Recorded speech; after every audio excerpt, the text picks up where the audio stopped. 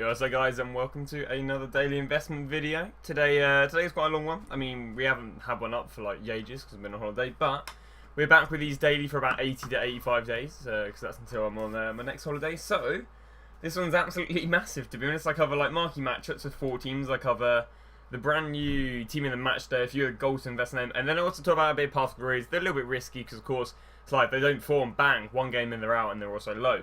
But we will start off with the marquee matchups. Now, as you guys probably have been relatively observant, marquee matchups are the National World Cup games. Now, because of course there's only, we're in the final 16, so it's like 8 games.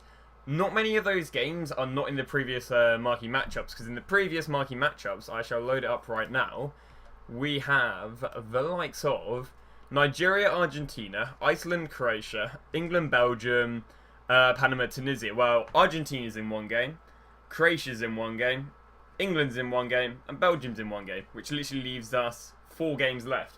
Those 4 games being Uruguay, Portugal, Brazil, Mexico, Spain, Russia, and Denmark, Croatia. So what I'm going to do is I'm going to go through each of those teams and walk you through the decent investments. Now, the first thing I'm going to be going and showing you guys is how strange this is. So the Liga NOS, of course, pretty predominant with Portuguese players, only has 2 gold centre backs, and both of them being non-rare, which is Pinto and Ferreira. It's kind of weird, you know, so many Portuguese players, but only 2 gold Portuguese centre backs. Of course, you do have a few others in other leagues. You got like Bruno Alves for Rangers, and I guess there's a few others. Carico, I guess, of Sevilla. But yeah, so this is quite a good one because, of course, a lot of people are going to be using them strong chem links. Because it's Uruguay, Portugal, I do expect it to be one of these like 85 chemistry, 80 rating, quite high rating. So it means you will have to use these golds over using some of the silvers. So there you go. So that's the first thing you guys want to invest in. Honestly, I'd be surprised if you can't get these guys for like 500 coins. There you go. You can literally buy them for minimum, stock up on them, put loads on bids. You know, do whatever you wish with this information. I'm just giving you some players I'd recommend investing in. So there you go. They are the first duo. We then head over to some Uruguayans in the Liga NOS. Now, 2 of course that come to mind are Cotes and Pereira, and I believe they're the only 2. Cotes, may I say, is actually the best investment. He's a Uruguayan in the Liga NOS. Of course, going to be very easy to get them Portuguese and Uruguayans linking up if you're linking up players from the home nation of the team, or the league, with these. So just trust me, Cotes is very good. Also going on top of that, both Portugal and Uruguay, quite big teams. Going to need some sort of rating. Well, an 81 rating right there for like 700 coins. You can't go wrong. So I'd say if you're going to take anything away from this, I'd go Cotes. I actually have a few other investments for you guys. Of course, you know, this is just something that's well known, is everyone loves using the Prem when it comes to using teams. Portugal's got a fair few guys in the Prem, but only has 1 Uruguayan, that being Mr. Barritos. Again, I don't know why I'm showing you right here for 1k, because you can pick them up for 500 coins and happy days, so there's a really good investment for you right there. We then head over to the next one, which is a newly transferred guy, and that's Mr. Pereira. Now, you could actually pick up Danilo, the right Pereira, from either the Liga NOS one or the Prem one, you know. Please tell me. Thank God. So there you go. If I go 1k right there, yeah, there you go. You pick up Ricardo Pereira. He's pretty decent because Portugal have a lack of high red right backs. You have the likes of Cedric, you have the likes of Semedo, but as I say, because people are using that Prem and the Liga, sorry, the Prem, you could see him being used. Just wondering what the Liga NOS one isn't even that expensive. If you want to go and buy that one, honestly, might not be a bad investment because of course the new card's transferred. And a lot of people do use the Liga NOS, especially when it comes to chemistry, because you've got quite a lot of strong links. You've got like Pereira, the 83 one, Carvalho, Ibrahimi. I understand he's on the left wing, which is, you know, like the polar opposite to right back. But you've got Felipe, you've got Raul Patricio. You've got so many good guys to link with. I'd honestly actually say this guy's a great investment. You buy him right now, probably even hold on to him for a week just because of all the SBCs we should get after the World Cup games. He's also about 2-3k, so happy days with that one. There we go. So that is finally the Portugal Uruguay one done. Now going to go to the Brazil. The other ones I'm not gonna lie, a little bit faster, but the next one we're heading over to is Brazil Mexico. Now you know, like we did with the Liga NOS right there, just talking to a little bit about like cross investing. Of course, if you're getting Brazilians from the Mexican Liga, it's going to be very easy to link them up with other Mexicans. We'll say though, the highest rated Mexicans aren't actually from the Mexican Liga, but they can actually get a Vlip on Carico. There are 2, as well as a few silvers if you guys care about. I'd potentially just pick up the golds unless you can get silvers for like 400 coins for a rare silver. Not much to lose if you discard him right there. But there you go. But yeah, the majority of the high-rated players from both teams are actually from I'm gonna have to go all the way through the scoring right now. Are from said La Liga. You know, you got the likes of Ganzo, you got the likes of Charge, you got the likes of Leo Baptista, you got the likes of Williams. You know, there's a lot of high-rated Brazilians. The likes of Sidney, I think, getting in defence right now. Likes of Pali, so there's loads there. But you know, there's also a few Mexicans. Just to the head, you've got the likes of the guy who's played for PSV. I believe he's called like Guadar. Oh, I don't know. He's some guy. He's rare, 80 rated, centre mid. Same team Gonzalo Castro plays for. Mexico. Give me una secondada. There you go. They've also got Hector, who transferred from Roma, of course. But there you go. You got a few right here. Leon. So if you want to pick a few of these up, obviously it's going to be very easy to get them Brazilian links. And if you want to go with like the likes of Leon, he's going to get that strong link already to Ganza if it's a 4-3. Easy links up right there. But there you go. There's a few ones. I'd say Moreno for this probably isn't too bad. High-rated, non-rare, not going to be too many on the market. Could get wiped very, very fast. And there you go. So there's that one. Now on to numero 4, which is Spain-Russia. Now there's going to be two very obvious investments right here. Numero uno being Spain in the Russian Liga. Now one of the guys did actually transfer away, who is the centre mid. I think he's called like Rochina or something. But we still have Navas left. 500 coins again. Not too bad. You know, just hold on to him, wait for a rainy day. He could even be used in some of these Flash SBCs because he's from a really good nation, but a really weird league. Like, there's not too many Spanish, you know, as I'm showing you right there. But of course, it's going to be very easy to link up with the Spanish guys.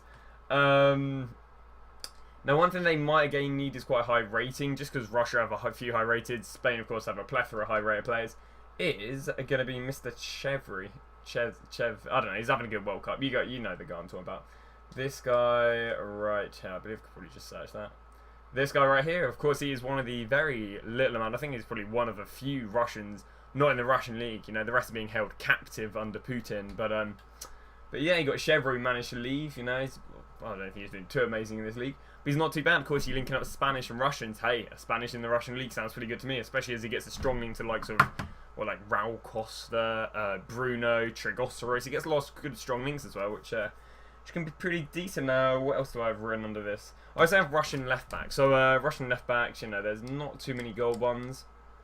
They obviously need to get their training camps for the left backs. There's actually 2 non-rares, and that's all you have to work with. So as you can see, there's barely anything on the market, and they're not even madly demanded. Wait till they're demanded, and it could be a different story. Now we do have the likes of Denmark. We do have the likes of like Sweden versus some other team, but I didn't really fancy that one. I didn't.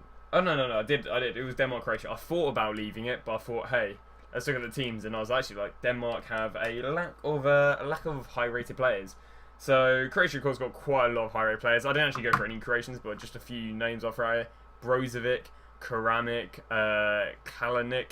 All of them are non-rare, high-rated. You got the likes of Dejan Lovren. Like, they've got a lot of high-rated non-rares, so you can pick them up for like 500-600 coins for 82 and 81 rated Croatians. Not too bad. Probably also pick up the guy from Real Madrid, like Kavavic, for pretty cheap as well. It's just a few off the top of the head. But, so, a lot of these guys are going to work their way into the Calcio or La Liga, but that's completely irrelevant because, as I said earlier, Denmark have a lack of high-rated players. So, we are going to head over to Kajer. It'd be great if I could actually spell his name. He's 81 rated. One of the... KJ? Come on. Don't do this to me. Don't make me have to edit my videos. Oh. Thought I was going to have to edit the videos right there and cut it. Thank God. Thank God the inner dyslexia in me managed to spell some Danish name. Alright, there you go. So we've got Simon Kajer. Looking ever so creepy. Not gonna lie, just wait for a rainy day. He'll get like, Marquee Match-ups, not gonna lie, on Tuesday. You got ages to go and buy them, but like 900 coins. Not going to be too bad. High rated. I'd say there's a lack of high rated because you got likes of like Ericsson, then you go to Schmeichel, then you go to Christensen at Chelsea, then you go all the way down to... Now I might miss one as well, but then you go down to Kajer and Waz of Celtic Viego. Then you go down to... Anyone else? Nah, no one. And then you just got a bunch of players like Sisto, bunch of the Bundesliga players, and so on and so on. But yeah, there's Kajer. Then no, I show it as say Christensen. I think Christensen's brilliant because he's he's a high-rated Danish player who's pretty cheap. Of course, he can also be used in other SBCs because the problem is a lack of like 82 rated high-rated centre backs. So So they released a nice little 35. Because one thing I will say right now, my predictions with the Flash SCs after the World Cup games, they're only going to be ramped up and ramped up and ramped up. I mean, recently, what have we seen? Like I was away on holiday, so, you know, I heard it down the grapevine. It's like, there was an hour, it's so strange. There was an hour SBC. It was repeatable for an untradeable, like, World Cup player. So it's so strange. I don't think we've ever seen anything like it. So hey, I feel like they're going to ramp it up, make requirements super easy, just bang out a few 50k packs, 100k packs. If it's untradeable, who cares? You know, it's big pack for free near enough. So Christensen and a few other players, you know, maybe we're talking like Lichtensteigers, Ricardo Rodriguez's. So your high-rated left backs, right backs, left wings, right wings are the sort of things you just want to maybe start stacking up, and a lot of them are going for really, really cheap. You know, high-rated non-rare cards, the likes of Garay is pretty sitting there. I mean, this is actually very spontaneous, to be completely honest. The last player I have on the list for Denmark is actually Waz, but we're going on a bit of a tangent right now. The likes of Garay, he might be a little bit because of today's SBC. But there you go, like 1.5k. If they're like, alright, we're on an 83 rated team, we'll give you a 100k pack in return. Trust me, with the current state of FIFA, great value for money. If they need a bit of rating, the likes of Garay is going to go up to at least 3-4k. You're buying in for 1.5 right now, brilliant. Again, Ricardo Rodriguez, Kolarov, Alex Tellez, just a few names. Even the Ricardo Pereira I was talking about earlier. Brilliant if you need that high chemistry, because your other right back from the Liga NOS, I don't think is too high rating. I couldn't tell you. Probably maybe the Ricardo Pereira from FC Porto, but I don't think they, of course, have too much to work with. Pereira, Uruguayan guy? Yeah, whatever.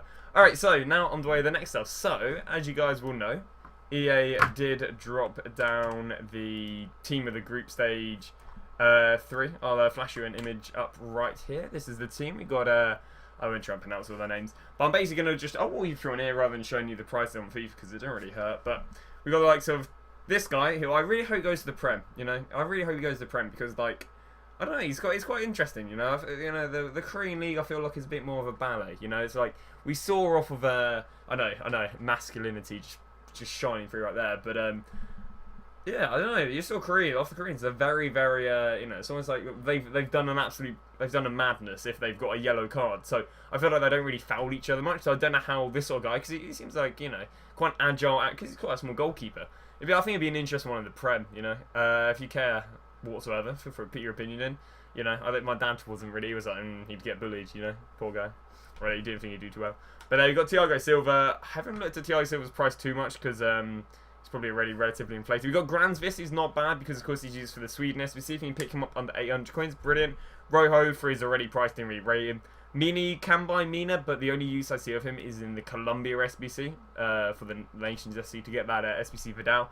Quaresma, fully rate Quaresma, bought loads of him, around about 1.4, 1.5 you want to be buying him for. Why do you want to be buying him for that much? Well, one, we've already stated that Portugal might be one of the Marquee Match-up teams, and of course if they want like an 82, because what they could do is they could just give a one untradeable Festival of Futsal card as a reward, and of course just require a bunch of 1882s. I mean, we're working with high-rated nations, so they could easily require that sort of stuff. So, Quaresma, on top of that, you know, if we are going to have more of these flash SBCs needing high ratings, the likes of Quaresma is going to work his way in there because there's a lot of high-rated cheap Portuguese players. They go to Paulinho, not happy with his price already, about 3.2k. Prior him being released, 2.2, 2.4, 2.5, I was happy with that. Perisic, I mean, I'm not gonna lie, this guy would be amazing guy to trade with if EA wanted to update his price range. So I swiftly bought a few for 9k. I was like, oh, this guy's gonna go extinct. His price cap is 11k. I was like, oh, God, so he's extinct now, but I bought him for 9, sold him instantly for 9 because I was like, oh, I just want to put money somewhere else.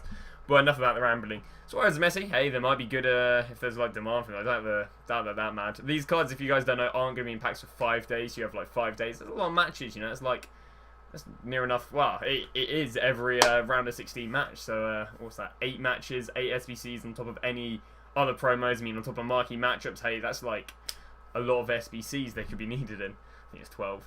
Then go over to Honmin Son, Mr. Sunny over there. She started paying a few Sons for up for 2.5, 2.6. Of course, now he's not in packs. He's up to about 3.2. I honestly don't think that's bad. Make sure you're buying his 83, by the way, just because, of course, people are going to want to use that one instead. But I've been the reason he's decent is, one, he's an 83 rated left mid from the Prem. The Prem lacks in high rated left mids. As we know, right mids, they got a plethora, you know, Bernardo Silva, Willian, Pedro, blah, blah, blah, blah. But yeah, Son's pretty good when it comes to a left mid, especially if they require a lot of nations, you know. How many other high rated Koreans do you have from the Prem? None. Until this guy moves over here, trust me. Taken to the Prem. Alright, on top of that, I mean, he's a popular card. We've got Weekend League coming. He won't be impacted for the whole of Weekend League. Hey, you know. Son, I think Son could go up to like high 3, 4, 5k even. But there we go. We then go into this guy. Nothing really demanded. Godin, it makes me a bit sad, to be honest. Godin went up to 30k. He was 18k already at 30k, so you don't want to go anywhere near him. This card's already hyped up. This card's already hyped up. Isco's already expensive because he's only been in packs for like 1 out of the last 3 weeks. And yeah, there's nothing really too much to invest in right there. So, moving on from Festival Foot cards to cards that affected via Festival Foot, and this is the Path to Glories. Now, one thing with the Path to Glories, as we're in knockout stages, it's not like your team plays bad. Don't worry, you got another game to revive yourself. If your team plays bad and you're knocked out, these players are going down. So these are risky cards, but these are brilliant cards. The first card I'm gonna go off, I guess, with the least risky because I've gone through like price order. Is Mr. Saul. Now, by my studies, Saul is meant to cost me 20k. There you go. Indeed, he does. Now, Saul does not actually get to play for Spain. Sad times. I don't think he gets to play against Spain in some of the donkey games. But what Saul has going for him is Spain could easily win the World Cup. Not as much as England. England would blatantly win the World Cup. But yeah, Spain have a chance. If England decide to throw it, obviously. But there you go, Spain can win. Now, what I believe they do is if Spain win the World Cup, everyone on that Spanish team gets a team of the season or gets a Festival of Foot card, basically a team of the season. Well, then Saul, because he's already got a team of the season card, I think his card gets upgraded to a 84, 90, okay. He'd basically get upgraded to a 94, 95 card. And as this one's already worth 130k, it'll probably be worth, it'd probably be worth less, which is kind of weird to say, but it's probably worth 90 to 120. For a 20k investment, hey, cry me a river. So that investment is, I say, he doesn't actually get to play for them. I think he probably hasn't played whatsoever since the World Cup, But he gets a great C. He gets a great, that's he's got that going for him, I guess. But, yeah. Sal right there, of course, could just get a card for Spain winning, for his friends doing pretty well. Alright, this is participation. We then go to Rodrigo, another guy who's part of this participation awards. If we can go find him right here. Another thing for this guy is his team of seasons absolutely banging right now. I'll show it to you right now, Rodrigo. I think he's even worth a bit of, not that much, but he'd also get a grade to an 84, 85 rate card. He'd be a hyped up card. I mean, look at that, like 99 pace, maybe 95 shooting.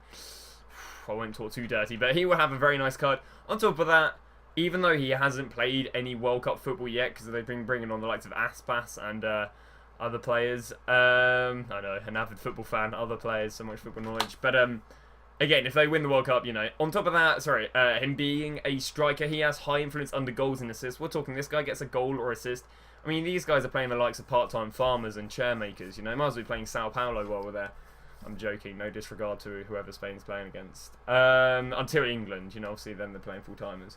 But therefore, he's got a relatively high chance of scoring goals rather than if they're playing against Brazil and other good teams like France, allegedly. But there you go. So yeah, likes of Rodrigo right there. Not a bad investment. I don't think he's also too risky because what's his inform cards in that? 16k, 22k. Honestly, it's not that much of a risk. But there you go. Then we got Rodrigo, and now we're gonna head over to Mr. Thiago. Again, we're kind of just naming off. It's almost like we're naming off Spanish players who don't actually get to play for Spain. But Thiago, the thing about this card is when this guy gets a Path of Glory or Festival Foot card, it'll be like a 93, 94 sort of card. It'll be the team of season we deserve, basically. And I mean, we'll go look at what his previous ones are. Of course, his highest rating at the moment being an SBC card, but it's in about 41k. Like, there's barely any difference between that. Of course, what happens is when these guys do exit the World Cup, this card will become cheaper than this one, but this shows that there is demand for this card, which means there will be demand for this card. So it's barely much of a risk. And I say, Spain win the World Cup. Hey, 84, 85 rate Thiago. Si, senor, as they say in old Spain. So now we move over to a team a little bit more likely to win the World Cup.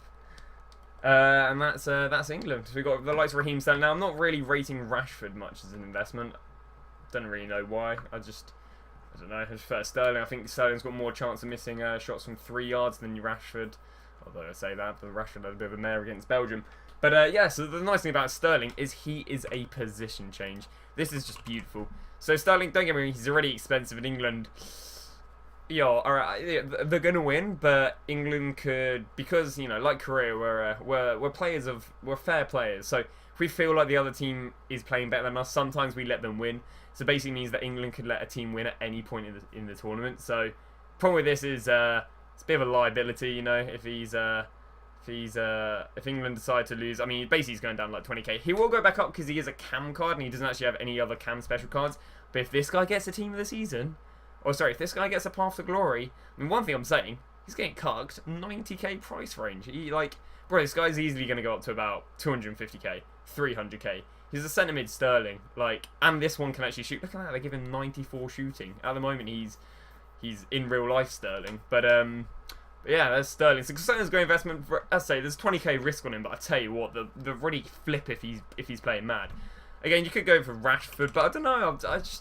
I don't know. I just feel like Rashford just seems to start less for England. You know, he doesn't really get to play much.